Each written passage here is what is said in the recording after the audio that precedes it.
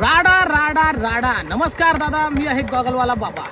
बऱ्याच जणांची कमेंट होती, बऱ्याच जणांचं म्हणणं होतं की सर एखादा टू व्हीलरचा व्हिडिओ सोडा की क्लच कसा सोडायचा, टू व्हीलरचा क्लच कसा असतो.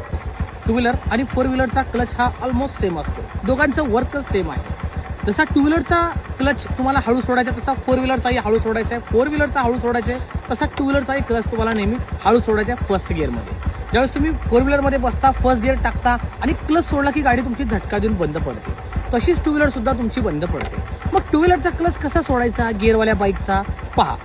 हा जो क्लच लिव्हर मी फर्स्ट गिअर टाकला, ओके. त्याच्यानंतर तुम्हाला क्लच जो आहे तो मी क्लच असा हळूहळू हळूहळू हळूहळू सोडते आणि हळूहळू हळूहळू ॲक्सेलेटर वाढवते, ओके. मी असा डायरेक्ट सोडलेला नाहीये. जर डायरेक्ट सोडला क्लच तर गाडी बंद पडणार किंवा गाडी उडणार अशी. त्यामुळे काळजी घ्यायची तुम्हाला. टू व्हीलरचा क्लच कसा सोडायचा आहे, इकडे हळूहळू हळू क्लच रिलीज करायचे आणि इकडे हळूहळू ॲक्सेलेटर वाढवायचे. हे बघा निघाली गाडी, पाहू शकता.